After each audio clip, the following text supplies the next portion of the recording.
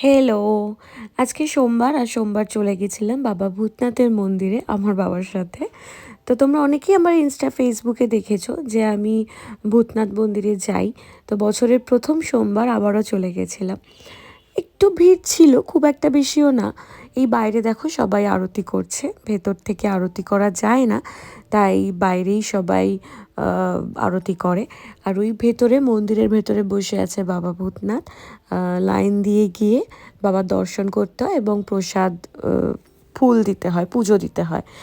কিন্তু তোমরা যদি সকালে আসো, আর্লি মর্নিং, তাহলে তোমরা বাবার মাথায় জলও ঢালতে পারবে। বিকালে সেই জলটা ঢালা যায় না।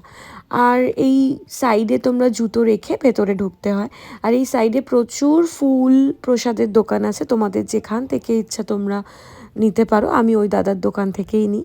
এবার পুজো দেওয়ার পর আরতি করে নিচ্ছিলাম আমরাও। ফাইনালি দেখা হলো বিবাহিত একজন দিদির সাথে। আর এই একটা কথা 10 বার বলবি না, বিবাহিত মহিলা করে করে আমার বয়সটা পুরো বাড়ি। আজকেও কিন্তু সিঁদুর নেই, ওইটা আমার কাঁদতে। একটু আলোর দিকে ঘোরা।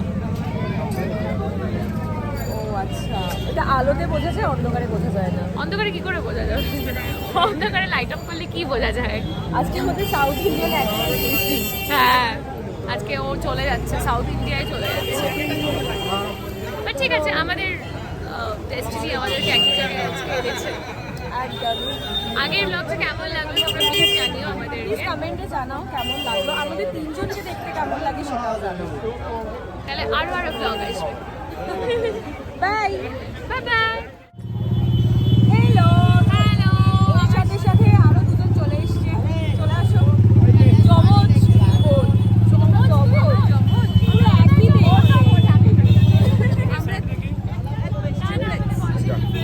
না পুরো দুজনকে এক দেখতে না বলো। একদমই না। আমি বলছি ইমনাদি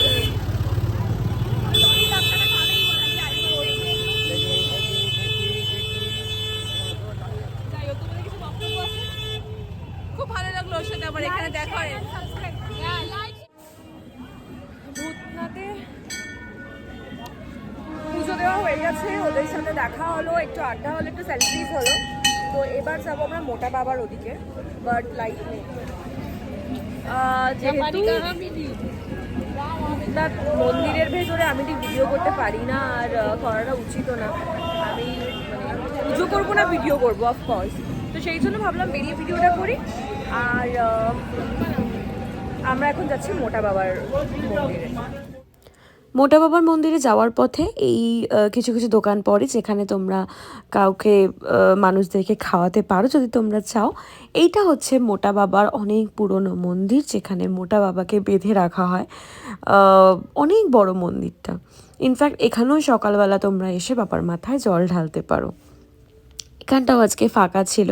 মোটা বাবাকে ভীষণ ভালো লাগছিল, আজকে সাজিয়েছে দেখো পিঙ্ক রজনীগন্ধার মালা দিয়ে, পিঙ্ক আর হোয়াইট, ভীষণ ভালো লাগছিল। একটু পরেই এখানে আরতি শুরু হবে সন্ধেবেলায়, বাট আমরা একটু আর্লি গেছিলাম বলে আরতিটা দেখতে পাইনি, সবে সবে সাজাচ্ছিল।